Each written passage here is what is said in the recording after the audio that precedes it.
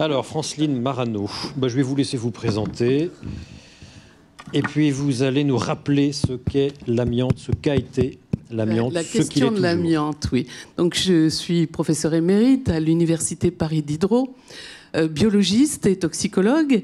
Et j'ai travaillé, mon laboratoire se trouvait sur le campus de Jussieu, qui, comme on le dira, était un des endroits les plus amiantés je ne sais pas de France, mais en tout cas sans doute de la région parisienne.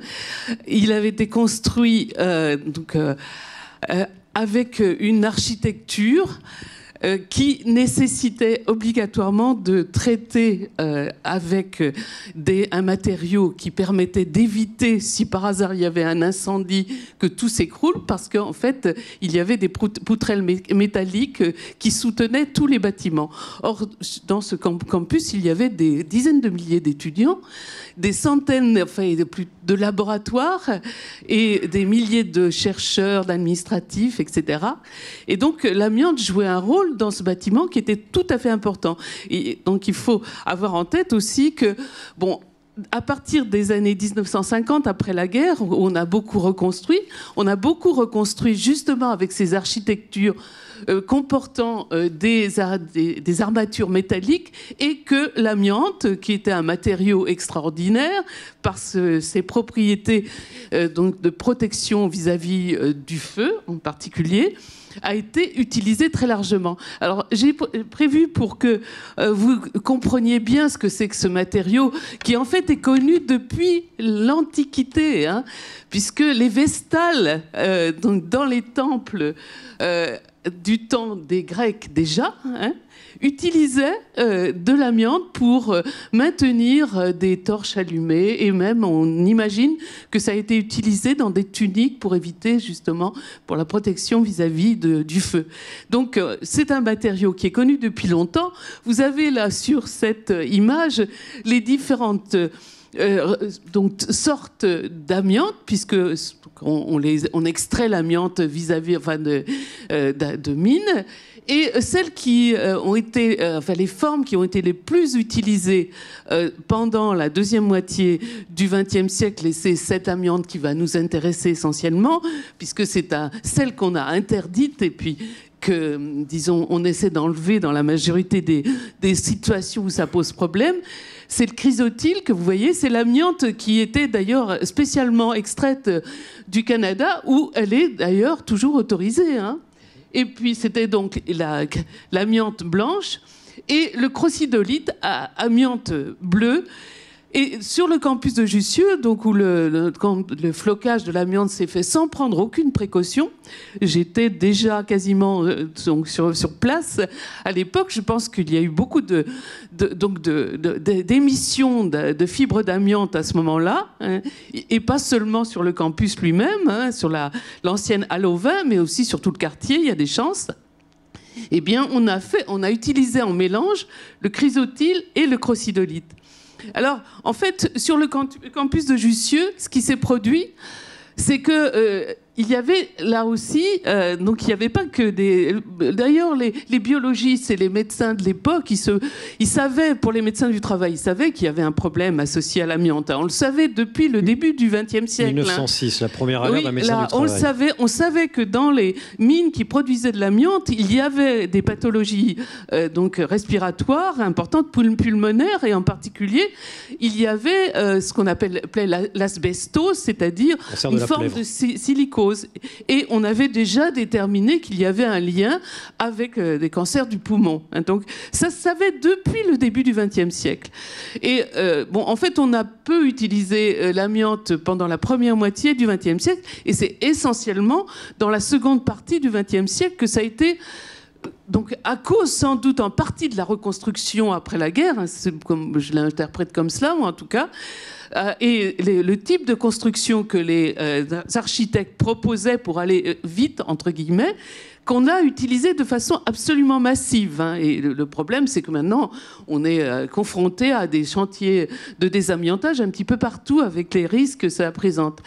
Et en fait, sur le campus de Jussieu, dont on dit que c'est en partie donc ce qui s'est passé donc, sur ce campus, que l'alerte a été donnée, ce qui, à mon avis, n'est pas absolument vrai. Elle existait déjà. Simplement, elle était à bas bruit, on la détectait pas. Il a fallu un concours de circonstances et une utilisation des médias là, pour que ça parte. Il y avait déjà en 1970, dans les années 70, un comité anti-amiante. Et je me rappelle très bien des débats qui étaient, donc, après 68, qui étaient extrêmement vifs. Hein. Donc il y avait déjà ça.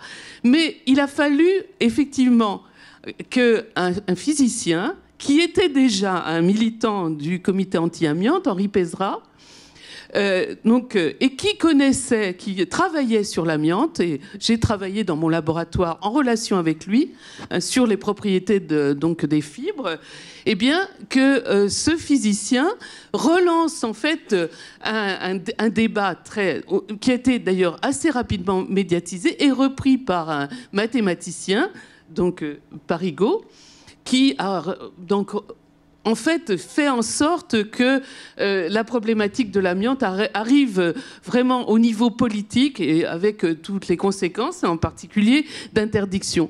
Juste pour avoir une idée de ce que sont ces fibres d'amiante, voilà l'aspect. Alors, elles pénètrent, donc ce sont ces poussières d'amiante qui se contaminaient les mines, mais qui contaminaient aussi toutes les installations dans lesquelles on faisait des flocages, de sorte que... Et puis les usines où on fabriquait du fibrociment, là, voilà les fibres, voilà l'aspect des flocages, voilà l'aspect du fibrociment, et puis ça pénètre dans les poumons jusqu'au niveau des alvéoles. Ça peut ensuite être donc persister, parce que l'amiante, ça reste, hein, ça persiste, ça passe à travers la barrière alvéolaire, jusqu'éventuellement au poumon profond et au mésothélium, et ensuite, alors ça fait des choses comme ça, des corps asbestotiques, excusez-moi. Et puis, donc, là, les maladies professionnelles qui, après justement toute cette période où on l'a énormément utilisé, qui progresse et jusqu'à la situation actuelle. Il n'y a pas que des cancers liés à l'amiante. Il y a des maladies respiratoires. Non, il y a donc l'asbestose, c'est-à-dire la fibrose associée à l'amiante. Mais il y a bien sûr le cancer du poumon qui est associé aussi à l'amiante, et le mésothélium qui est vraiment le marqueur. Les plaques pleurales aussi, qui sont un marqueur de l'exposition à l'amiante. Alors, qu'est-ce qui provoque la toxicité de l'amiante? C'est la molécule en soi ou c'est sa forme fibreuse? Alors, la forme fibreuse est associée à donc effectivement, là, vous voyez, on voit bien cette forme fibreuse. En fait, les macrophages alvéolaires qui sont les éboueurs, les cellules éboueuses du poumon à ce niveau, là, au niveau profond, ne savent pas quoi en faire et ça persiste. Donc, ensuite, les experts ont déterminé qu'il fallait des fibres d'une certaine longueur et d'un certain diamètre pour que ça puisse aller jusqu'au poumon profond. Il y a des réglementations très précises qui se sont développées à partir de ça.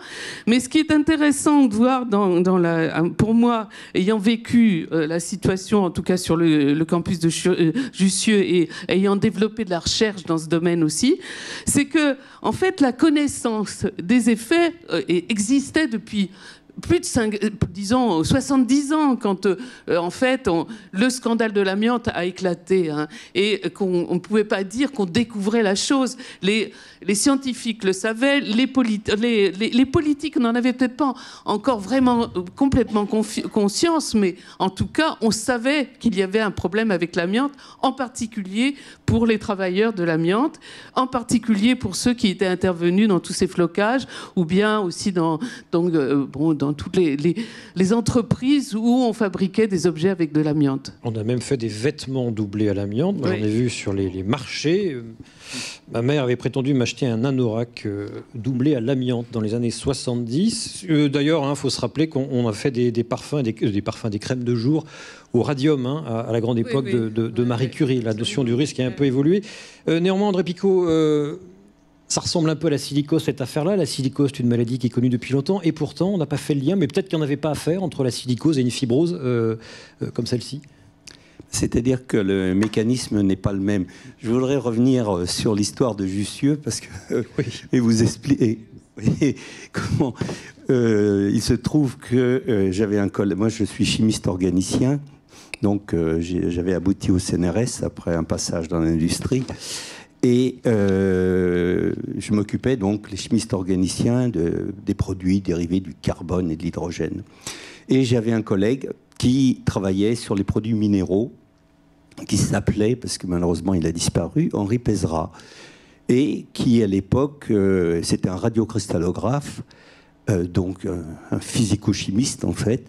Et il m'a téléphoné, il m'a dit « Oh, vous devriez venir me voir parce que je vais vous montrer quelque chose d'intéressant. » Ah, bien. C'était un lundi matin.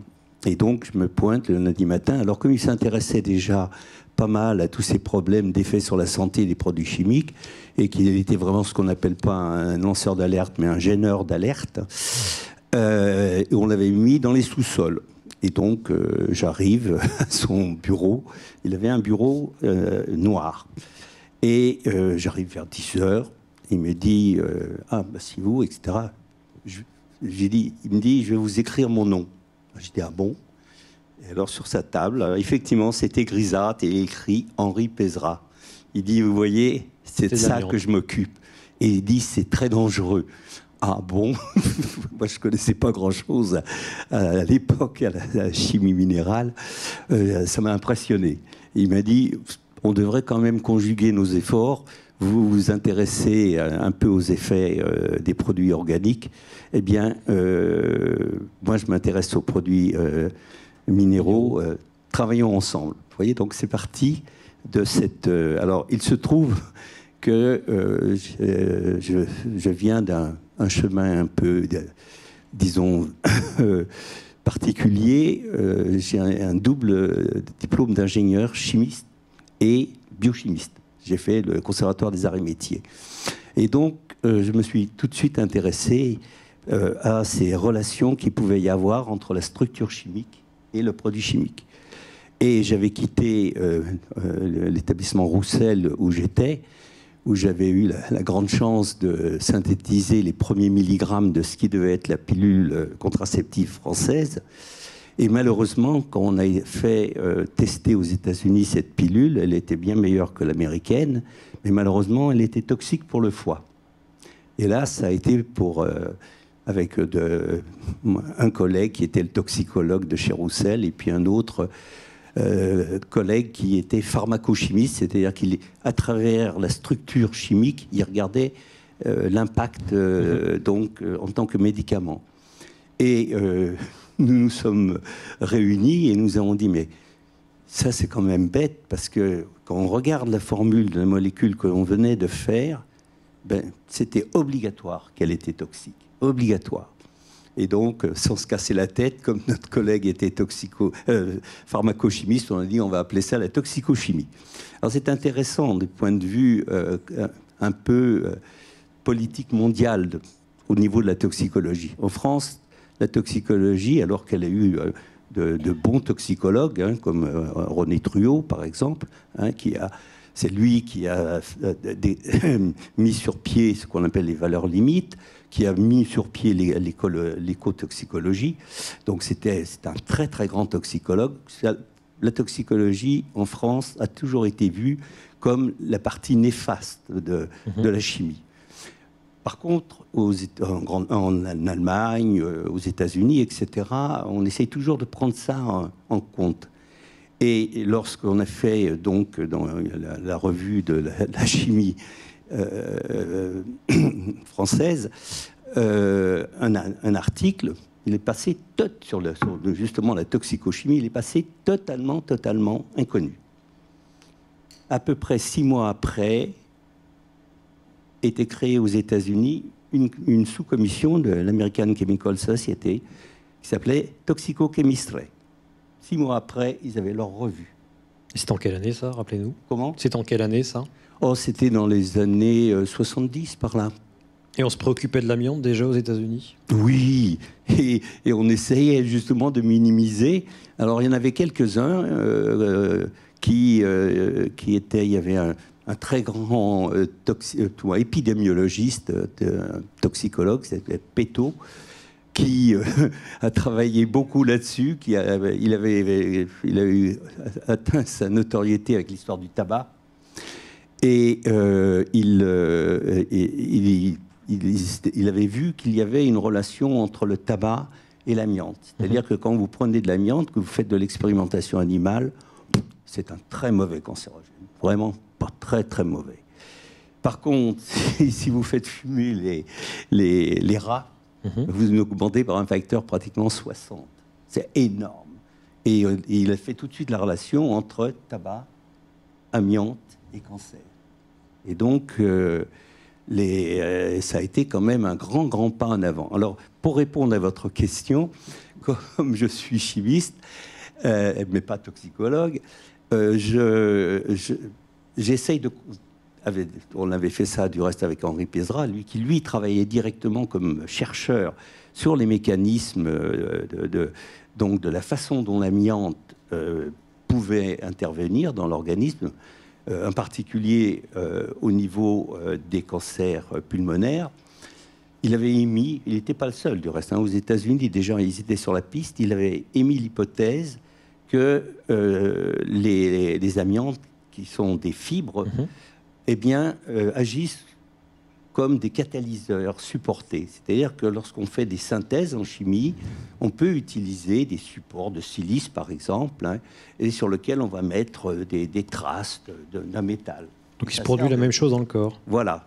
Et donc, il a pensé que ces fibres étaient, comme en particulier le crocidolite, mais aussi un peu les chrysotyles, ils avaient donc des plages d'impuretés, qui sont des sels ferreux, donc ce qu'on appelle des réducteurs. Or, dans les poumons, qu'est-ce qu'il y a? Il y a de l'oxygène. Nos enfants appellent ça maintenant du dioxygène, O2. Bien. Eh bien, il se trouve que cet oxygène, eh bien, peut être réduit. Et donc, au contact du fer. Au contact des sels ferreux, qui passent à l'état ferrique. Bon, c'est de la chimie, je m'excuse, mais bon. C'est de la rouille, quoi. C'est le voilà. principe. Et mais ce qui est grave, c'est que ces sels ferriques, ils peuvent de retour dans l'organisme être ramenés, réduits à l'état ferreux. En particulier par quelque chose qu'on connaît bien, qui est la vitamine C, l'acide ascorbique. Et donc, vous avez un cycle catalytique que les chimistes connaissent bien. Et que, en fait, la molécule qui est vraiment toxique, c'est le dioxygène. Il y en a plein. Alors, il y a d'autres théories, mais celle-là a été quand même assez bien avancée.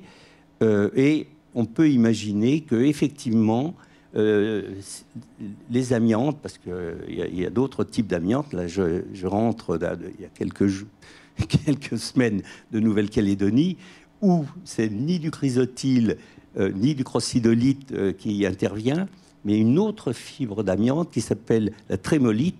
Et en fait, c'est un problème environnemental. C'est les gens qui, par exemple, les femmes Kanaks qui passaient leur hutte avec cette trémolite, parce qu'on disait il faut chauler les maisons. Eux, ils n'avaient pas de chaux, ils avaient la trémolite. Eh bien, mon collègue Marcel Goldberg et surtout son épouse ont mis en évidence que les femmes qui faisaient ça le matin avec leur balai avaient un taux tout à fait anormal de cancer de la plèvre, qu'on appelle un mésothéliome, au pronostic très très mauvais. Et donc, vous voyez, c'est... Alors, pour revenir vraiment à votre question... Oui, s'il vous plaît. Et après, je passe la parole à un Bobbio. Voilà. Le mécanisme de la silice cristalline, parce que l'amorphe ne fait rien du tout, presque rien, c'est la silice elle-même qui, en fait, a des structures instables, qu'on appelle des structures radicalaires, c'est-à-dire ils ont des atomes d'oxygène qui sont radicalaires, et c'est eux-mêmes, par rapport à l'amiante, qui est simplement un support, qui fait l'action. Donc, pas tout à fait la même chose, donc une asbestose et la silicose. Et oui. D'ailleurs, c'est sur ce thème-là que j'avais travaillé avec Henri Pézra, sur ce qu'on appelle la réactivité de surface. Alain Beaubiot, on en est où? Vous représentez l'Andeva, l'association qui représente les victimes. On en est où aujourd'hui?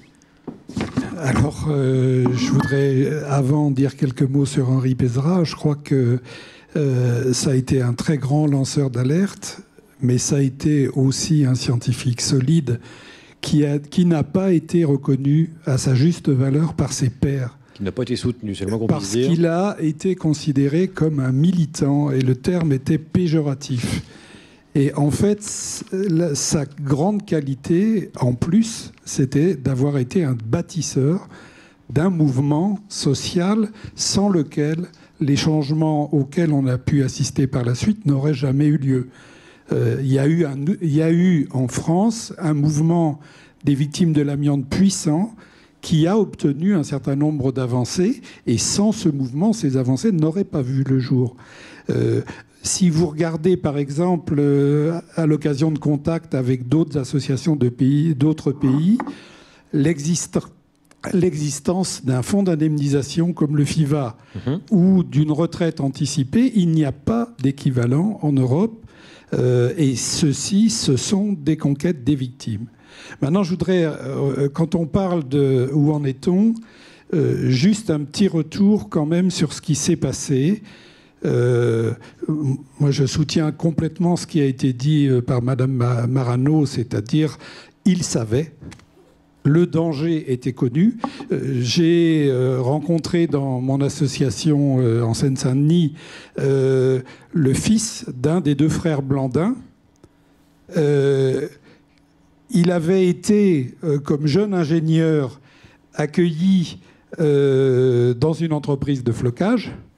Les gens se lâchaient, puisqu'ils parlaient entre eux couramment. Le danger était tellement archi-connu que quand l'ingénieur est rentré dans le métier, il a dit « Je ne ferai jamais de flocage à l'amiante, je vais déposer un brevet sur un autre procédé ». Il a été déposé en 1951. Hein, donc le danger était connu de longue date.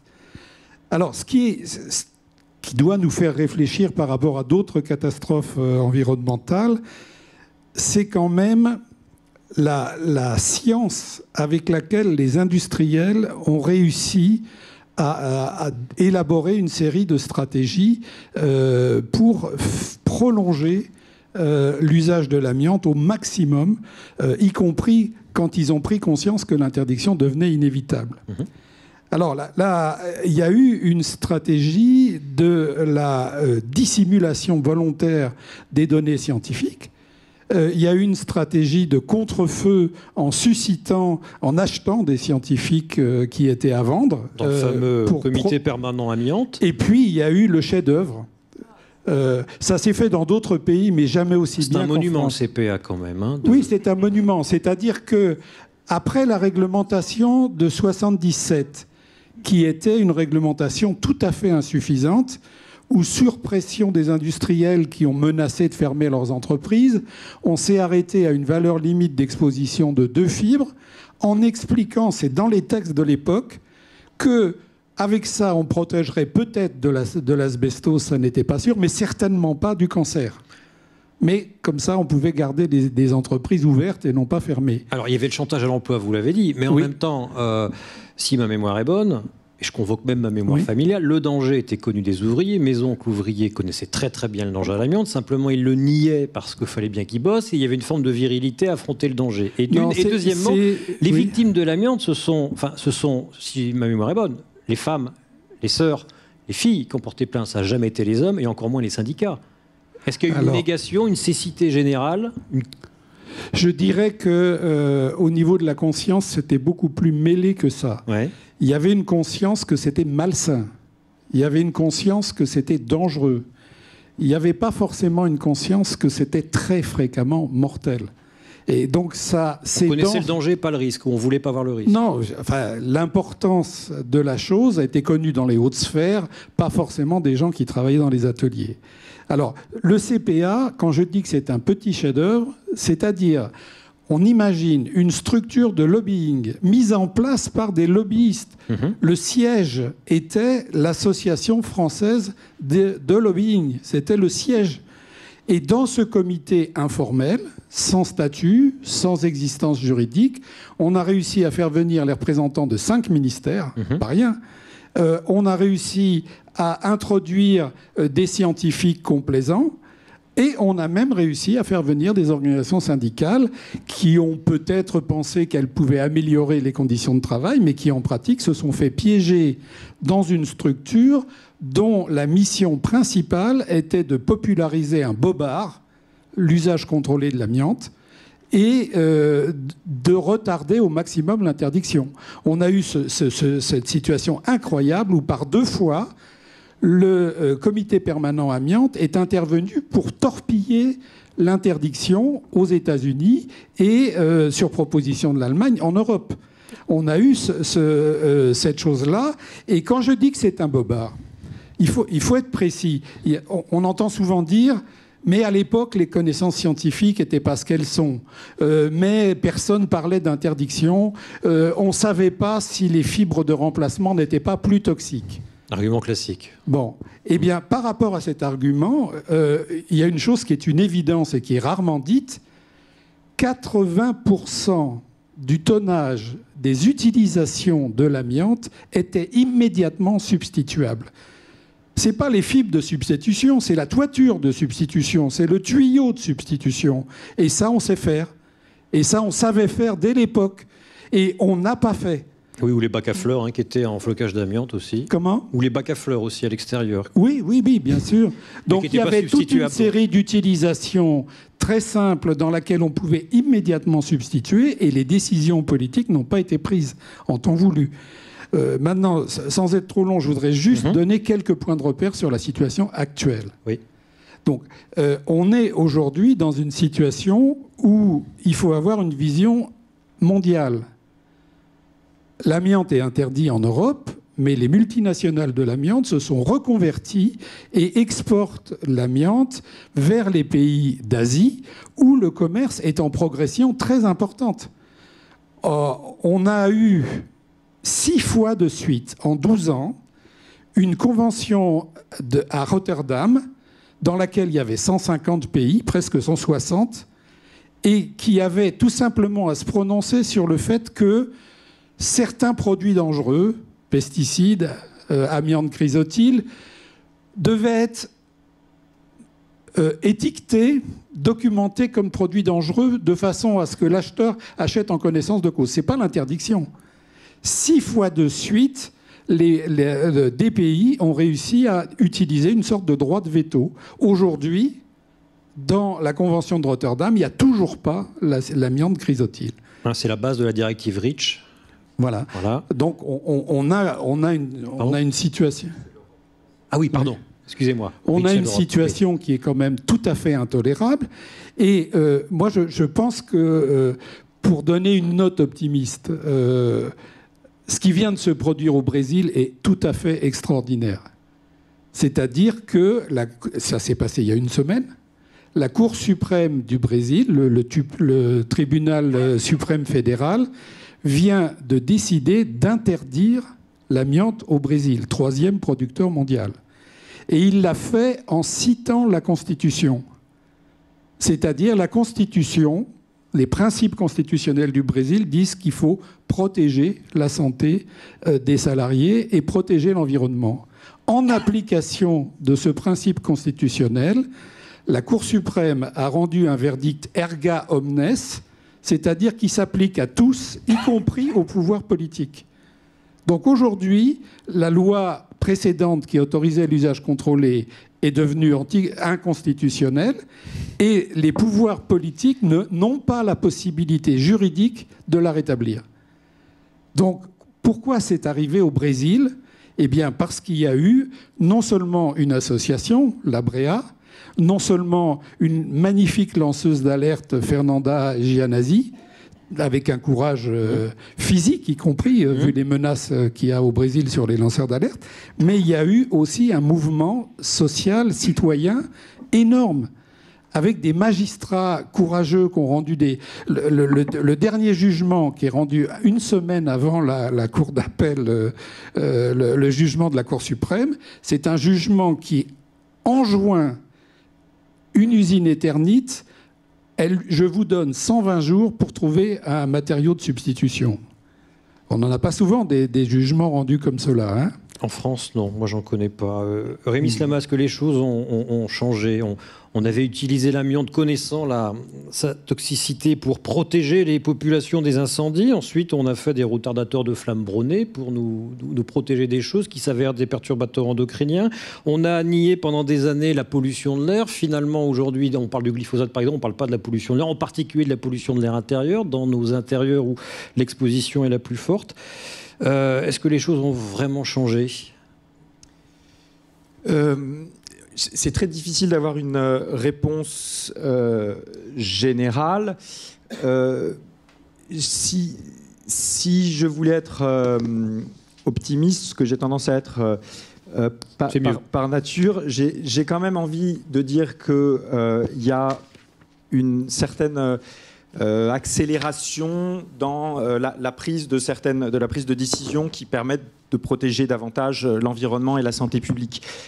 Sans vouloir prendre un autre exemple, enfin c'est quand même l'exemple le plus extrême, on peut parmi les ennemis présents dans notre environnement, avant l'amiante, citer le plomb. Les Égyptiens qui l'utilisaient un petit peu comme phare, parce que ça fait c'est un très bon pouvoir couvrant blanc, ça fait un phare très blanc. Les Romains qui le saupoudraient dans le vin ? Alors, oui, dans le vin, c'était lié à la cuisson du vin. En fait, il n'y avait pas de betterave et de sucre de canne à l'époque des Romains, et donc la manière de sucrer les aliments, il y avait le miel qui était plutôt cher, et l'autre manière c'était de faire cuire du vin, et ça fait du vin cuit comme du Porto qui est sucré et que les gens les plus riches pouvaient se permettre, sauf qu'on le cuisait dans des récipients en cuivre, et parce que ça faisait une réaction chimique qui donnait un goût assez intéressant, si je ne me trompe pas c'est de l'acétate de plomb, mais qui entraînait des expositions très élevé. Et il y a certains chimistes qui suggèrent que en fait, la chute de l'Empire romain est liée au saturnisme et à l'intoxication des empereurs au plomb, parce qu'ils avaient tous des symptômes qui étaient entre la folie, l'infertilité, et le plomb cause aussi des problèmes cardiaques et en tout cas des problèmes neurotoxiques qui peuvent être attribués au plomb. Donc, autrement dit, les grandes invasions, c'était des barbares qui buvaient pas de pinard. Exactement. Hein, si j'ai bien compris. Donc le plomb en fait, depuis les Égyptiens et les Romains avaient la notion, et Vitruve, l'architecte romain, disait qu'il valait mieux faire des canalisations en argile qu'au plomb, pas seulement sur les effets sanitaires, mais les Romains avaient conscience de ces effets sanitaires. Et puis en 1925, quand on cherche à améliorer les moteurs, qu'est-ce qu'on fait ? On invente une essence à base de plomb, dont en France on ne s'est débarrassé qu'en l'an 2000. Donc d'une certaine façon, le plomb, qui est toujours autorisé jusqu'à une certaine dose limite, et les épidémiologistes se battent pour que cette dose limite soit abaissée, entre parenthèses. Donc le plomb, on n'est pas encore complètement débarrassé de ses effets sanitaires. En France, donc l'interdiction de l'essence au plomb, c'est 2000. L'interdiction du plomb dans les peintures, c'est seulement réellement en 1993. Et il y a des pays comme l'Inde où il y a toujours des peintures au plomb. Alors justement, on a remplacé, pardonnez-moi, le plomb par des additifs chimiques, purement chimiques. Est-ce qu'il s'avère, c'est l'argument classique, est-ce qu'il s'avère plus toxique que le plomb ? En fait, l'histoire de l'essence au plomb, elle est absolument terrible, parce que si on veut la faire, on est dans les années 1920. La voiture qui marche, c'est la Ford T, le travail à la chaîne.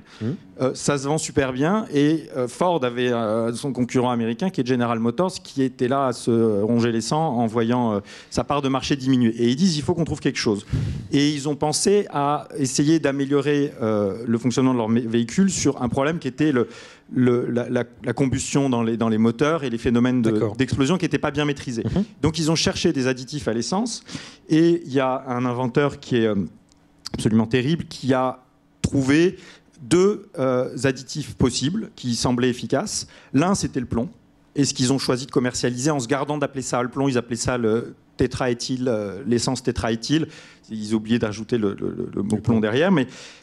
Et puis l'autre additif qui était tout aussi efficace, en fait, c'est l'éthanol. Pourquoi est-ce qu'ils ont utilisé le plomb ? À un moment où les médecins leur disaient « mais n'utilisez pas le plomb, c'est dangereux », Tout simplement parce qu'il n'y avait aucun moyen de breveter de l'éthanol, qui est l'alcool qui est dans le vin. On en fait en vin, toujours. Il est toujours là, effectivement, je vous le confirme. Alors que en faisant une nouvelle molécule à base de plomb, là, on pouvait déposer un brevet, on pouvait avoir une exclusivité et gagner de l'argent avec ça. Donc c'est une histoire qui est particulièrement terrible. Et d'ailleurs, l'ingénieur qui est à l'origine de cet ajout du plomb, on l'a mis ensuite dans un autre département, peut-être en pensant qu'il allait faire moins de dégâts à tort, de General Motors, qui était le département des réfrigérateurs. Donc ça s'appelait Frigidaire. Et en fait, les chlorofluorocarbones et le fréon, qui ont bouffé la couche d'ozone quand on s'est rendu compte dans les années 70, c'est lui. Donc il est considéré, Robert Midget Jr., mais il est considéré comme l'être humain qui a le plus nui à l'atmosphère et à la santé parmi toutes les personnes et espèces ayant jamais existé sur la Terre. Je ne le connaissais pas, mais intéressant. Donc tout ça pour dire, le plomb, ça fait 2000 ans qu'on se bat contre lui. L'amiante, l'exemple qu'on vient de discuter, 1906, effectivement, un médecin du travail français met ça sous son microscope en disant vous avez vu à quoi ça ressemble, c'est probablement pas fantastique d'en respirer. Et 90 ans plus tard, en France, on l'interdit. Et puis on espère que peut-être l'année prochaine, le Canada va se mettre aussi à l'interdire.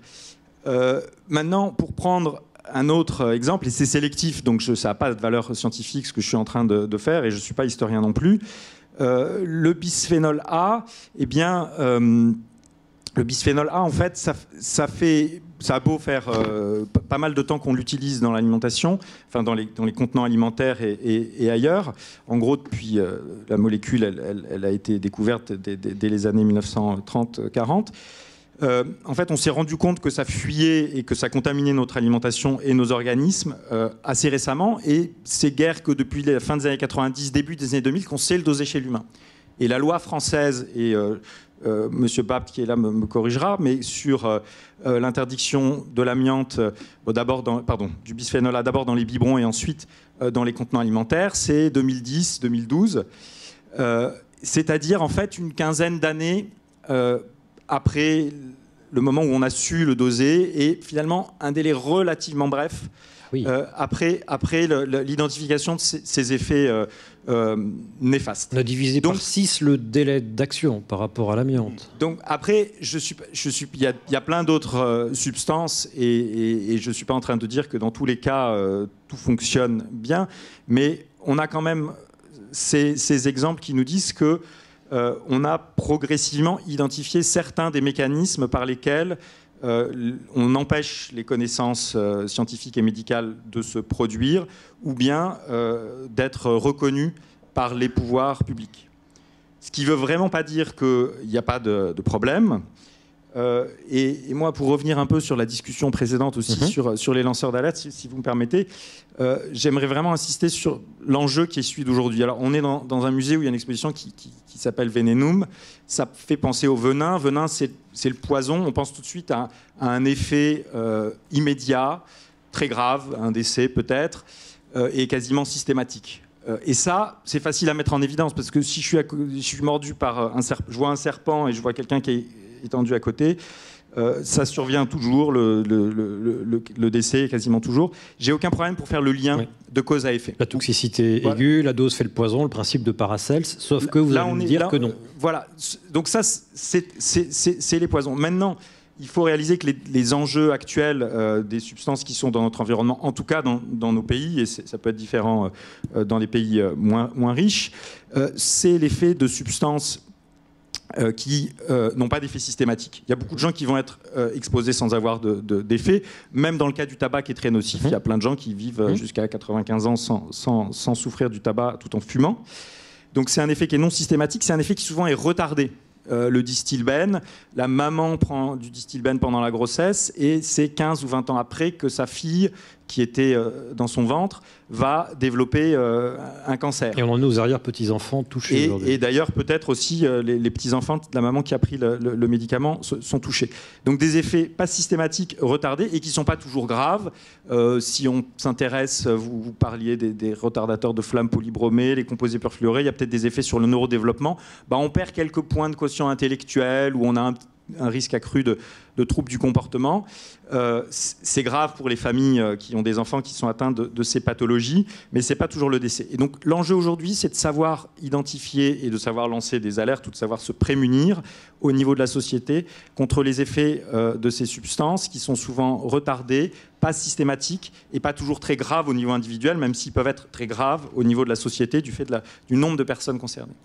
Et à partir de là, pour moi, j'ai envie de dire, la protection des lanceurs d'alerte et l'existence de ces lanceurs d'alerte, elle est bien sûr fondamentale.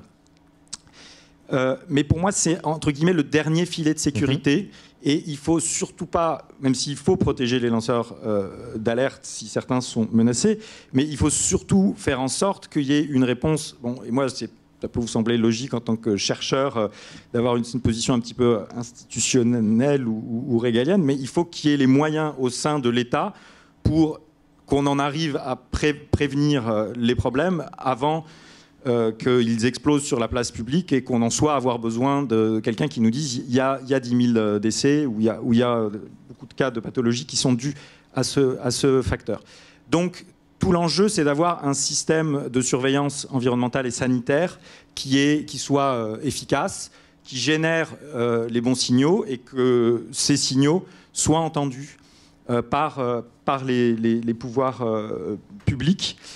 D'autant plus que pour identifier ces signaux très faibles, retardés, même s'il y a des fois des médecins généralistes qui réussissent à avoir accès à telle et telle donnée ou à se rendre compte sur une série de cas, et l'exemple du Distilbène, c'est un petit peu ça, c'est 7 jeunes filles qui ont été traitées dans un hôpital du Massachusetts pour la même pathologie, alors qu'elles avaient 15 à 20 ans, pour une pathologie qui ne survient jamais à 15 à 20 ans. Mais si les cas étaient survenus de manière plus éclatée spatialement, il aurait fallu encore plus de temps pour qu'on se rende compte du problème. Donc l'enjeu, pour réussir à identifier tous ces effets rares et décalés, il faut des systèmes de surveillance extrêmement élaborés, à la fois de surveillance de l'environnement et de surveillance des pathologies. Et ce n'est pas toujours les lanceurs d'alerte qui ont les moyens de faire ça, bien sûr. Il n'y a que l'État, aujourd'hui, avec des moyens et des financements et des systèmes de financement à identifier, parce qu'ils ne sont pas là aujourd'hui, mais qui peut le faire. Donc je rejoins tout à fait ce qui a été dit, notamment par M. Bapt, sur le fait que tout l'enjeu, c'est d'avoir les moyens de créer ces connaissances. Et c'est le travail des agences sanitaires, Santé publique France, l'ANSES. Moi, je veux juste rappeler que Santé publique France, il y a un département de santé environnementale, mais qui a perdu, lors de la fusion de cette agence et de sa restructuration, à peu près un quart de son effectif. Est-ce qu'on est vraiment dans une situation où on est en train de pouvoir faire face aux défis sanitaires et environnementaux de demain en limitant les moyens de ces agences de surveillance ou les moyens de la recherche qui sont très limités? Oui, puis développer je voudrais laisser la parole à Mme Giroux. Oui, puis développer une vraie culture on va dire de l'intuition ou du bon sens chez les médecins, que les médecins sortent du cartésianisme ou d'une vision mécanique de leur travail pour être capable de déceler je pense à une enquête que j'ai faite sur l'hypospadias et la cryptorchidie, et les geekies qui montent en flèche en France, mais les médecins ne voulaient pas la voir. Ou les médecins du travail, voilà, il y a peut-être aussi à s'interroger sur la médecine du travail. Est-ce qu'elle est suffisamment efficace, efficiente? Est-ce qu'elle circule suffisamment, assez souvent dans le monde du travail? Pour avoir fait des intérims pour payer mes études, j'ai jamais vu de médecin du travail, moi. Et pourtant, je faisais du travail au contact de produits chimiques. Et on en reparlera tout à l'heure. L'épidémiologie en France n'est pas une science qui se porte forcément très bien, même si elle se porte mieux qu'il y a quelques années. On ne parle même pas de la toxicologie ou de l'écotoxicologie. J'ai fait l'écotoxicologie en fac. La seule chose que m'a dit mon directeur de labo, c'est surtout ne va pas dans ce domaine-là, tu ne trouveras pas de boulot. Et effectivement, les copains n'ont pas trouvé de boulot, sauf un qui est à la Commission européenne. Élodie Giraud, qu'est-ce que vous inspire toutes ces discussions? Vous avez patiemment attendu. Oui, je pense qu'il y a vraiment des questions. Donc, moi, je suis philosophe des sciences à l'université Jean Moulin Lyon 3. Et je m'intéresse un peu à toutes ces questions, effectivement, qui nous positionnent, qui positionnent la science dans un régime compliqué, puisqu'on est vraiment sur des questions, alors peut-être moins pour l'amiante, mais pour toutes ces questions autour du bisphénol et des radiofréquences, on est sur des questions qui nous placent dans un régime vraiment d'incertitude et de science très complexe, où on a affaire à des liens de causalité qui sont extrêmement compliqués à mettre en évidence. Et si l'épidémiologie a pu effectivement bien se développer autour d'un débat qui a été compliqué, hein, même parmi les épidémiologistes et les statisticiens, certes, il y avait des histoires de lobby, mais enfin, ça a duré une bonne vingtaine d'années par rapport au tabac et au cancer du poumon. On était quand même sur des facteurs de risque, on va dire des facteurs de risque majeurs. Aujourd'hui, on est sur des faibles doses et l'épidémiologie se trouve confrontée à des vraies difficultés épistémologiques pour mettre en évidence des relations significatives et des liens de causalité. Du coup, il me semble que ce qui est important dans tous ces débats, c'est vraiment la question de l'autorité de la science dans un régime d'incertitude. Et le rapport que tout le monde a, les scientifiques les premiers d'ailleurs, a une vieille, je dirais, enfin quelque chose qui reste très prégnant quand même dans les esprits, une vision de la science très cartésienne quand même, avec un idéal, une sorte d'idole de la certitude. Hein, c'est ce que disait d'ailleurs Karl Popper. Hein, il parle de cette idole de la certitude.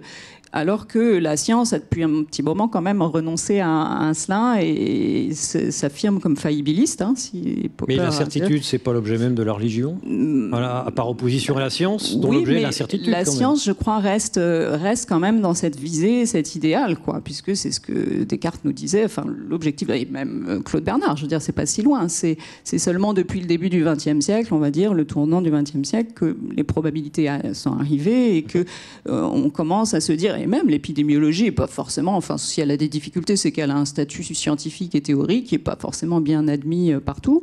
On se demande, voilà, qu'est-ce qu'elle apporte comme... Est-elle vraiment une science, hein, son statut épistémologique? Pourquoi? Parce qu'il y a trop de marge d'erreur, il y a trop d'incertitudes, il y a trop de bruit de fond, et ça... Oui, il y a toutes ces questions, et c'est-à-dire qu'effectivement, l'enjeu, c'est est-ce qu'on arrive à mettre en évidence des relations causales ou pas? Est-ce que voilà, l'association n'est pas causation et que c'est extrêmement difficile pour arriver à mettre en évidence des liens, voilà, surtout sur des faibles doses. Et il me semble qu'il y a quelque chose autour de cette... Ce statut de l'incertitude qui est malheureusement du coup le lieu à la fois, enfin il y a quelque chose de l'ordre de la perversion du doute. On parlait tout à l'heure de la gnotologie, c'est là que s'engouffrent effectivement tous les fabricants de doute. Et le gros problème, c'est qu'effectivement, le doute est l'arcane de la science. On a besoin. Le doute fait partie et une nécessité de la réflexion scientifique. Et donc, en quoi c'est un problème de jouer sur le doute? Eh ben, c'est que justement, il y en a qui vont se saisir de ça pour produire du doute, alors qu'il y en a... Bon, dans certaines situations, comme pour le bisphénol, on voit bien ce qui s'est passé. Il y a eu quand même un consensus qui était assez clair en 2006 des scientifiques, mais il a encore fallu effectivement 6 ans, parce qu'entre-temps, on voit bien qu'il y a des productions de travaux qui s'appuient sur le fait que c'est pas certain. Et effectivement, ça sera jamais certain à 100%. Donc, du coup, on est sur produire à nouveau des études qui dit il faut encore produire des études, et on s'appuie finalement sur la prudence naturelle et nécessaire du scientifique pour produire d'autant plus de doutes. Et c'est là que je pense qu'il y a un vrai enjeu et une vraie problématique de ce qu'est la science et surtout de la représentation qu'on se fait de la science. Parce que si on a toujours un idéal de la science qui est celui de la certitude, on va tourner... Donc là, il y a un enjeu éducatif aussi. Mais à qui il faut demander ça? Aux scientifiques eux-mêmes, qu'ils changent la philosophie de leur activité, qu'ils changent l'idée qu'ils se font de la preuve, l'idée qu'ils se font de l'incertitude, ou c'est aux médiateurs, comme vous, comme moi, de le faire. C'est compliqué quand même de demander à un scientifique de dire je ne sais pas, ou de dire quand même si j'ai la présomption que... C'est pas un juge d'instruction, un scientifique. C'est une révolution philosophique que vous lui demandez, là. Tout à fait, oui. Socrate disait que le savoir, c'était d'admettre qu'on ne sait pas. Hein. Je sais une chose, c'est que je ne sais pas. Effectivement, je pense qu'il y a un vrai enjeu du rapport à... Alors, le problème, c'est de trouver le juste... place du scientifique entre le scepticisme et une forme de relativisme et par ailleurs l'autre opposé qui serait effectivement le dogmatisme. bon, le positionnement intermédiaire, c'est vraiment d'arriver à intégrer le doute tout en ayant confiance dans les résultats qu'on apporte, mais de quantifier le doute. La probabilité, elle est là pour ça. Mais seulement, on est très peu formé aux probabilités et c'est très compliqué. Et là, il y a un vrai enjeu. Je pense qu'une des solutions, un des enjeux, c'est vraiment de former à la probabilité. Former qui ? Les citoyens ? Les citoyens, à l'école, à l'éducation. Il y a un vrai enjeu de se situer dans cette incertitude. C'est dur, les probabilités. Et oui, c'est dur. Et on n'aime pas vivre dans un monde d'incertitude. Rémi Slama, j'ai oublié de dire que vous étiez épidémiologiste à l'INSERM. Oui, je crois il y a plusieurs acteurs. Il y a les scientifiques, il y a les décideurs, disons, il y a la société. Et puis, dans le monde d'aujourd'hui, il y a les médias, le quatrième pouvoir, qui ont un rôle crucial. Je suis tout à fait d'accord avec ce qui vient d'être dit et le rappel qu'effectivement, le doute, c'est l'essence du travail des scientifiques, comme disait Popper, qui vient d'être cité. Enfin, la construction des sciences, c'est pas de démontrer des choses, c'est avant tout de réfuter des théories. Donc, le scientifique, dans son fonctionnement quotidien, il crée du doute. Einstein, quand il vient, il crée du doute sur la théorie de la physique de Newton et il la met par terre. Maintenant, l'enjeu, pour moi, les scientifiques, c'est leur fonctionnement quotidien et je ne pense pas qu'il y ait un problème à ce niveau-là. Et dans leur débat interne, il est tout à fait normal qu'ils se remettent en cause ou qu'ils mettent en cause leurs idées respectives. Là où il y a un problème, c'est effectivement, comme ça vient d'être rappelé, si on s'engouffre dans cette brèche du doute qui est le fonctionnement naturel de la science pour le faire entrer d'une manière détournée dans le débat public et qu'on construit ce doute et qu'on agrandit les failles et les incertitudes et qu'on se sert de ça pour ne rien faire. Et donc en fait, le problème, il est à l'interface entre la science et la décision. Et donc là, soit on dit qu'il faut un médiateur, c'est-à-dire peut-être une ONG, peut-être les médias qui vont un peu lisser le message scientifique ou le transcrire dans toute sa complexité. Je veux dire, pourquoi est-ce qu'il n'y a pas des émissions scientifiques d'une heure de grande écoute ? Pourquoi est-ce qu'on oblige les scientifiques à résumer leur message en 2 minutes sur des formats pas forcément adaptés ? Donc il y a ça comme solution et comme enjeu. Et puis on donne les moyens aussi aux scientifiques d'avoir des gens qui les aident dans cette communication, parce que la communication qu'ils font entre eux n'est pas du tout celle qu'il faut faire vis-à-vis des médias. Soit, et c'est crucial, on donne aussi aux politiques et aux décideurs les moyens d'agir en situation de doute et d'entendre. Là, écoutez, je vous dis qu'il est très probable que cette substance soit un cancérigène. Je n'en suis pas certain. Il faudra peut-être 15 ans avant que le niveau de preuve varie. Maintenant, voilà ce que dit la science aujourd'hui. Soit vous nous donnez 50 millions et on aura peut-être une réponse plus rapide, mais si vous ne voulez pas nous donner d'argent, le niveau de réponse est là. Et la réponse à ça, elle est quand même là, au moins en théorie, même si dans les faits, il faudrait savoir s'il est vraiment utilisé.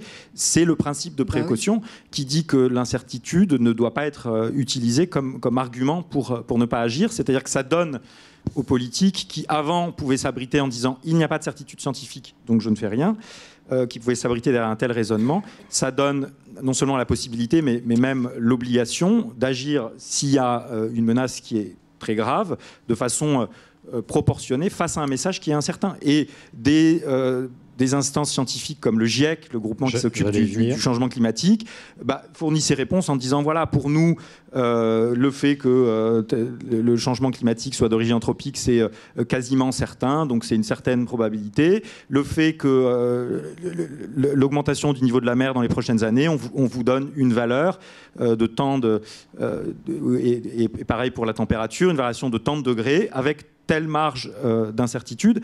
Et je crois que les politiques, qu'ils fassent ou pas quelque chose, c'est un autre débat, mais ils ont entendu qu'ils doivent savoir entendre ce message avec son incertitude. Et donc, on a, je crois, aujourd'hui, en tout cas en Europe, maintenant la question c'est de savoir si c'est utilisé, ce serait intéressant parce que c'est dans la Constitution, ça ne veut pas dire qu'il y a beaucoup de lois qui font référence, mais on a des outils qui font que ce message qui est assorti de doutes qui vient des scientifiques peut être reçu comme tel par les politiques, à supposer effectivement que le fonctionnement et le circuit de l'information est bien et qu'il n'est pas détourné à différents niveaux. Je vous oublie, Madame Marnaud. Madame Giroux, Non, juste, effectivement, je voulais insister sur cet outil qui est le principe de précaution, qui en soi, enfin, aussi suscite débat, mais donc qui est un outil pour, dans ce contexte-là de l'incertitude. Alors le GIEC a réussi effectivement, grâce à l'intervention d'un scientifique en France, Jean Jouzel, lequel, on se connaît pas mal, me dit qu'il a quand même pris des coups de son côté de la part de ses pairs parce qu'il a osé aller dans les médias et voilà, être très exposé devant le grand public. Et ça ne l'a pas forcément aidé, ça n'a pas forcément été reconnu par ses pairs. Mais néanmoins, le GIEC, effectivement, tout en faisant part d'un niveau d'incertitude, on a moins de 5% aujourd'hui, si on compare avec la faiblesse de l'intérêt que la chose publique a pour la biodiversité, on peut se dire que le GIEC a aussi réussi, en circonscrivant tout à des chiffres, finalement à des performances à atteindre, ce qui est très difficile pour un sujet sans doute comme la santé ou comme la biodiversité. Est-ce que la science, pour se faire connaître, certes, doit montrer ses incertitudes, mais d'en revenir systématiquement aux chiffres, aux statistiques? Est-ce que le seul fait de dire l'érosion, il y a une érosion de la biodiversité, est-ce que le seul fait de dire il y aura peut-être 100 000 morts liés à l'amiante dans le futur, est-ce que ça ne devrait pas suffire à créer une alerte et emporter une décision, Madame Mardeau? Oui, sûrement. Et on voit bien la question de l'impact de la pollution atmosphérique sur la santé est très caractéristique. 48 000 morts, Rémi Slama, c'est ça? Oui, enfin, c'est l'estimation qui a été faite dans la dernière étude de l'Institut de veille sanitaire, qui est maintenant Santé publique France. Mais donc, cette histoire est aussi tout à fait emblématique du temps qu'il faut pour arriver à prendre des décisions. En fait, on a commencé à avoir des idées précises de l'impact de la pollution atmosphérique sur la santé dès les années 50. Hein. On cite nous, toujours l'épisode de smog de Londres, où on a pu montrer qu'il y avait une corrélation tout à fait étroite entre des décès, un peu comme au moment de la canicule aussi en 2003, hein, des décès et un pic de pollution tout à fait énorme au dioxyde de soufre et particules aussi, et fumée noire. Et c'est à partir de ce moment-là que des études épidémiologiques ont commencé à se faire, avec là des contradictions. Il a fallu quand même pas loin de 20 ans pour arriver à se faire une idée précise. Il y avait des chiffres, mais il y avait aussi en parallèle les lobbies, alors là, effectivement, très puissants de l'industrie automobile, puisqu'on pointait du doigt l'industrie automobile, mais pas seulement, l'industrie manufacturière aussi, c'est-à-dire les émissions de fumée et de gaz par donc, tout le système industriel occidental, et en particulier en Europe. Hein. Donc il a fallu quand même beaucoup de temps, avec des chiffres, pour convaincre qu'il fallait agir. Et dans la question du diesel dont on parle maintenant, eh bien là, on voit qu'il peut y avoir aussi des oppositions entre les scientifiques. J'ai participé au Grenelle de l'environnement. Je faisais partie de la table ronde qui s'occupait de santé-environnement. Il y avait une autre table ronde où il y avait aussi Jouzel, d'ailleurs, qui s'occupait du changement climatique. Nous, donc, au niveau de la table ronde santé-environnement, nous avions demandé qu'il y ait vraiment un effort tout à fait manifeste pour faire en sorte que le diesel, donc on n'y ait pas donc une fiscalité aussi intéressante qu'elle était pour le gasoil, et surtout que les vieux diesels, dont on savait pertinemment bien, on avait des chiffres, qu'ils avaient des impacts, il y avait déjà quasiment le classement cancérigène certain, donc pour les particules et pour les échappements diesel, que ça soit, donc qu'on fasse un effort pour faire en sorte que ceux qui possédaient ces vieux diesels puissent changer leur véhicule. Et bien en face, il y avait la table ronde qui s'occupait du changement climatique, qui disait mais le diesel il produit moins de gaz à effet de serre que les véhicules essence. Et les microparticules font écran au soleil en plus. Et en plus, oui, les particules. Le résultat, c'est que là, en fait, il y a eu en quelque sorte deux types d'experts. Les experts de la santé, qui étaient soutenus d'ailleurs par les ONG de façon très forte, les experts du changement climatique, qui n'étaient pas sur la même longueur d'onde. Ce sont les experts du changement climatique qui ont fait en sorte, finalement, que le diesel soit au contraire favorisé, puisqu'il y a eu des... Voilà. Nos collègues du changement climatique, en France avant. avant, bien sûr. Ils ont participé. Mais là, dans cette histoire quand même que j'ai vécue directement, il y a eu quand même là donc une évolution qui s'est produite au détriment. Et là, on voit bien que malgré tout, effectivement, là, il y a eu un débat entre les experts là.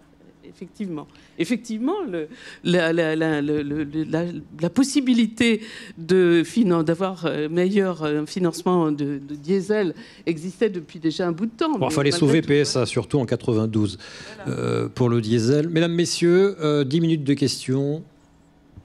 Oui, monsieur, le micro devrait arriver. Le micro arrive. Voilà. Il y a un article dans Le Monde daté d'aujourd'hui, donc publié hier, une longue interview de, alors je ne sais plus qui, de l'ONU. Voilà. 2 600 000 morts imputables à la pollution atmosphérique, laquelle dit qu'on s'est tellement focalisé sur le climat qu'on n'a pas vu, la qualité de l'air. Monsieur, bonjour, présentez-vous, s'il vous plaît. Oui, je suis réalisateur. Je m'intéresse plutôt à la question du glyphosate, mais quand j'entendais tout ce qui s'est passé avec l'amiante, j'ai l'impression d'entendre ce qui est en train de se passer avec le glyphosate 40 ans plus tard. Et je trouve que ça fait un peu peur. Mais moi, je me posais la question de savoir quelle confiance on peut garder dans l'expertise scientifique à l'époque de la post-vérité, quand on voit que des agences européennes supposées scientifiques copient des rapports fournis par le producteur du pesticide qui est censé être analysé. Voilà, est-ce qu'en tant que citoyen, on peut encore avoir aujourd'hui une vraie confiance dans l'expertise scientifique et comment faire en sorte que ça revienne? Élodie Giroux, vous avez le micro. C'est sûr qu'il y a un vrai enjeu de la science aussi qui part des citoyens. Hein. Après, cela n'excuse en rien le travail des agences européennes. Si je comprends bien, effectivement, leur travail n'est pas de produire de la science, hein, mais effectivement de s'appuyer sur, de constituer des rapports et de s'appuyer sur les dernières données. Après, ouais, non, pour élargir un petit peu, c'est vrai que, il faut être vigilant, et le travail des citoyens et des journalistes a un effet sur le fonctionnement de ces institutions. Ça a été rappelé avant, le fonctionnement des ancêtres de l'ANSES, des ancêtres de la NSM, et pas leur fonctionnement actuel. Ma vision, mais je ne suis pas dans toutes les institutions, c'est qu'à des endroits comme l'ANSES, par exemple, moi, quand j'y suis entré la première fois, il y avait des industriels dans les comités d'experts, alors des industriels du type RATP, mais qui avaient un lien d'intérêt clair quand on s'intéressait aux effets de la pollution de l'air, par exemple. 10 ou 15 ans plus tard, ils ne sont plus là. Ils peuvent être auditionnés dans des circonstances bien précises, mais ils ne sont plus là. À l'agence du médicament, la NSM, c'est pareil. Ils sont là de moins en moins. Donc il y a quand même des évolutions qui sont réelles. Je parlais du plomb en 1820, quand il s'agissait de réfléchir à des excès de pathologie chez des ouvriers du plomb.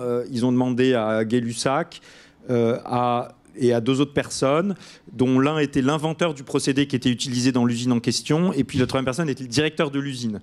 Donc la notion de conflit d'intérêt n'existait pas du tout. Donc c'est sûr que quand on regarde à cette échelle de temps, c'est pas pareil. Et alors, effectivement, et il semble que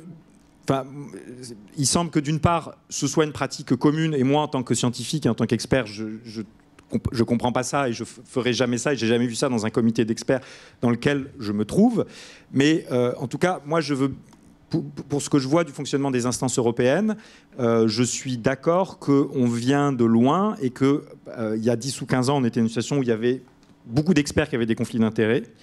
Je pense qu'aujourd'hui, c'est un petit peu mieux. Par contre, il y a une manière de... Le problème, c'est que c'est les modes de pensée insidieux qui peuvent être là et subsister, et la manière de faire. Et donc, il ne suffit pas de se débarrasser des experts avec des conflits d'intérêts pour que tout fonctionne parfaitement. Il y a plein de manières de faire, et cette manière de faire qui, à eux, leur semble naturelle et qui n'est pas scientifique, pose un vrai problème, effectivement. Et donc, il va falloir encore un petit peu de temps pour se débarrasser d'habitudes qui sont très dommageables. Et ça va même plus loin, même si c'est compliqué. Je ne veux pas rentrer dans quelque chose de trop compliqué, mais tout le système d'évaluation des produits chimiques qui a un petit peu tendance à postuler l'existence d'un seuil, sauf dans certaines circonstances, il faut admettre, et surtout quand on regarde la manière dont on identifie ce seuil avec des études de toxicologie, avec des petits effectifs et puis des tests statistiques à chaque dose, pour différentes raisons, c'est quelque chose de pas du tout puissant comme approche. C'est quelque chose qui va avoir tendance à créer des seuils, même s'il n'y en a pas. Donc, même s'il n'y avait pas de scientifiques avec des conflits d'intérêts, l'ensemble du système et du fonctionnement de la toxicologie réglementaire, je ne parle pas de la toxicologie académique et des toxicologues indépendants d'aujourd'hui, mais ce système de la toxicologie réglementaire qui est en vigueur et utilisé pour identifier les dangers des substances chimiques, il a tendance à être, je dirais, en faveur de l'identification de seuils, c'est-à-dire d'identification de zones où on va pouvoir utiliser les substances en pensant qu'elles n'ont pas d'effet sur la santé. Donc je suis d'accord qu'il y a des problèmes, qu'il y a eu des vrais progrès, y compris au niveau européen, surtout au niveau national, mais y compris au niveau européen. Mais on n'est pas encore effectivement dans la situation où l'expertise fonctionne de manière parfaite. Et le BFR qui est à l'origine de cette expertise, d'ailleurs, il n'a pas du tout le fonctionnement de l'ANSES. À l'ANSES, les experts sont des gens indépendants qui viennent une journée à l'ANSES, qui ne sont pas payés par l'ANSES. Au BFR, c'est que des experts internes qui sont tous payés par le même directeur et qui, en plus, sont effectivement moins indépendants qu'un expert peut l'être ailleurs. Donc, il y a des vrais enjeux. Un mot de André Picot et ensuite une question de M. Bapt. Oui, au niveau de l'évaluation de la toxico, je crois que les façons de procéder, par exemple des pays nordiques ou par exemple des États-Unis, est totalement différente. Pendant une douzaine d'années, j'ai été expert auprès de l'Union européenne pour les produits chimiques en milieu de travail et il m'avait collé sur le dos, parce qu'on est le 4e producteur mondial, le nickel. Eh bien, si on prend cet exemple du nickel, pratiquement toutes les recherches qui ont été faites sur la tox du nickel l'ont été faites par une coopération aux États-Unis entre des scientifiques et le regroupement des industriels du nickel. Et c'est totalement différent de ce qui se passe au Danemark, en Suède, en Finlande, etc. Et là, je crois que c'est assez fondamental dans l'histoire du glyphosate. C'est qu'effectivement, des grosses firmes comme Monsanto font des études. Et dans le cas de Monsanto, par rapport par exemple à Nipera, qui s'occupe du nickel, Nipera a toujours joué le jeu. C'est-à-dire qu'il savait que dans la métallurgie du nickel, il y avait des gros problèmes et qu'il fallait changer les technologies de la métallurgie. Tandis que Monsanto, selon sa bonne méthode, eh bien, n'a publié que des études qui l'arrangeaient. Et donc, c'est totalement différent, même aux États-Unis. Et là, on comprend très bien qu'ils soutiennent à l'heure actuelle le glyphosate parce que les études qui sont menées, on le voit bien, là, il y a eu une dernière étude qui a été faite il n'y a pas très très longtemps. L'Institut américain du cancer. Voilà, c'est ça. Et qui, effectivement, met des doutes sur la toxicité du glyphosate. Sauf que, si on prend par exemple le cas du produit vendu qui est le Roundup, par exemple, en Europe, il semblerait, je dis bien qu'il semblerait, que ce sont les additifs, les produits mouillants, les produits les excipients qui interviennent. Donc vous voyez, c'est très très difficile. Et moi, personnellement, je suis convaincu que l'histoire du glyphosate, elle n'est pas terminée, et loin de là. Parce que les certitudes sur effectivement le pouvoir cancérogène de ce glyphosate, eh bien, c'est à l'heure actuelle pas certain. Donc c'est très difficile. Mais on ne peut pas faire confiance à Monsanto, alors qu'on peut faire confiance à Nipera. Monsieur Bapt. Oui, c'est juste deux remarques. Sur le glyphosate, il y a une étude qui n'a pas été publiée par Monsanto et qui déjà annonçait le caractère fracturaire de l'ADN et donc cancérigène possible. Une étude de Monsanto qu'il ne reconnaît pas et qu'il ne publie pas. La seconde chose, c'est que à l'heure actuelle, les agences européennes ne travaillent que sur les études que leur présente le producteur. C'est-à-dire que les études académiques qui peuvent être faites ne sont pas prises en considération. Outre le fait que ces agences européennes sont peuplées d'experts qui ont des liens d'intérêt, Ça a été démontré pour les chats, pour l'EFSA. Il y a ce biais de base qui est que voilà pourquoi il y a des copier-coller. Et c'est pas nouveau. Bon, ça a été retrouvé parce que ça a été particulièrement regardé par des ONG qui avaient un copier-coller, mais c'est copie courante, comme l'a dit d'ailleurs un expert européen lui-même. Voilà pourquoi, à l'heure actuelle, je m'en réjouis, le gouvernement français demande à la Commission européenne de modifier les règles d'examen par les agences européennes, de manière à ce que ces agences puissent soit mener leurs propres études, il faudra des financements particuliers, soit prendre en considération des études qui ne sont pas produites par les industriels, des études académiques notamment. Oui. Oui, mais ça continue. Mais les agences, elles peuvent être attaquées à justice, mais elles ne travaillent qu'en fonction des règles qui leur ont été édictées par l'Union européenne. La seconde chose concernant la perturbation endocrinienne et l'alerte et l'affaire du glyphosate par rapport aux excipients.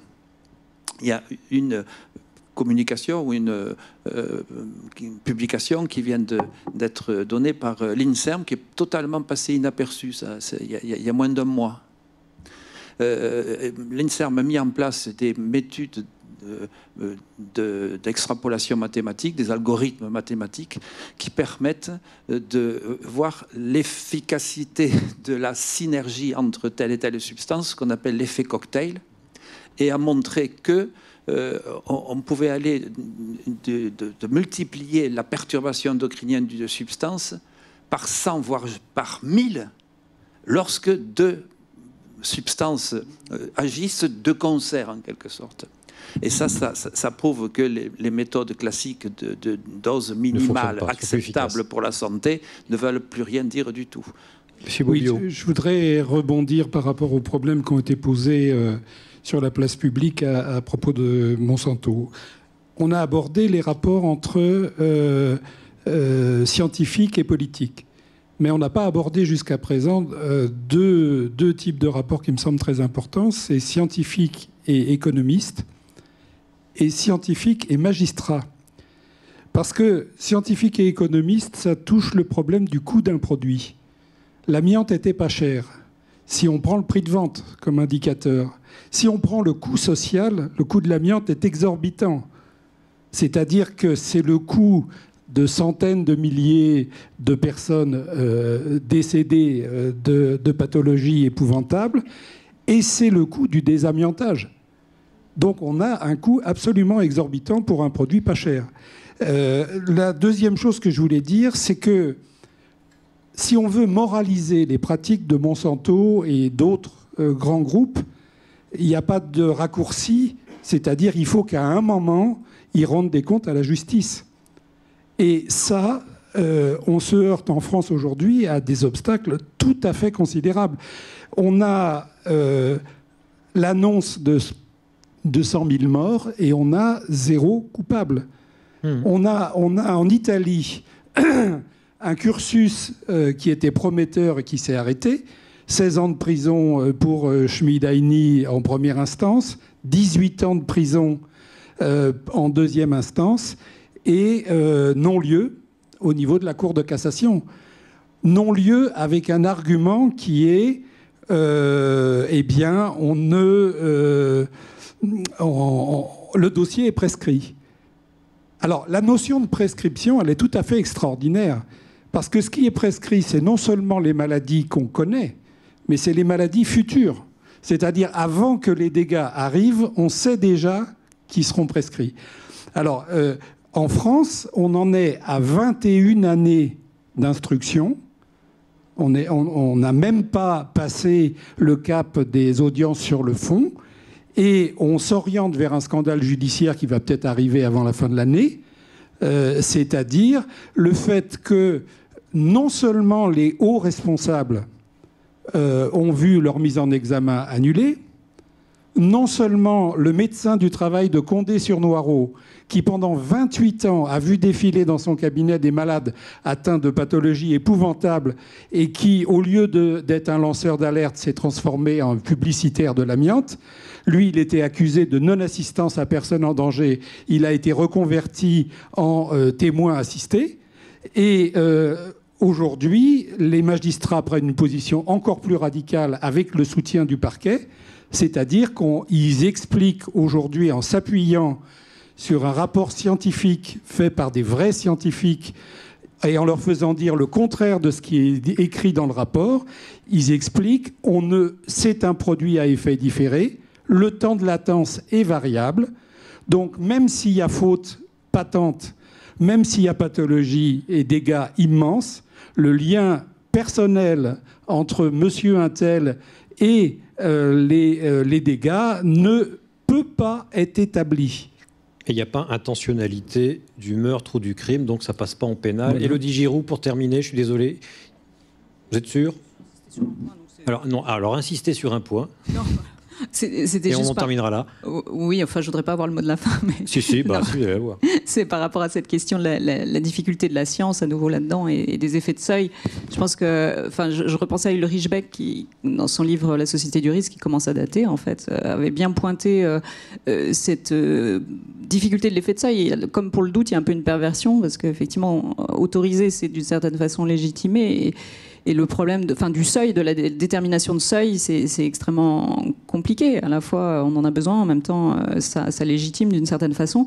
Mais il avait effectivement bien pointé aussi de ces gros problèmes de l'effet cocktail et de la difficulté qu'on a d'isoler, scientifiquement, d'étudier de manière isolée ces effets et ces synergies. Donc, effectivement, la science est elle-même confronté à d'importantes difficultés de toute façon. Donc plus rien n'est simple. Ah non, ça c'est sûr. Merci à tous. Oui, merci beaucoup. Merci à nos intervenants.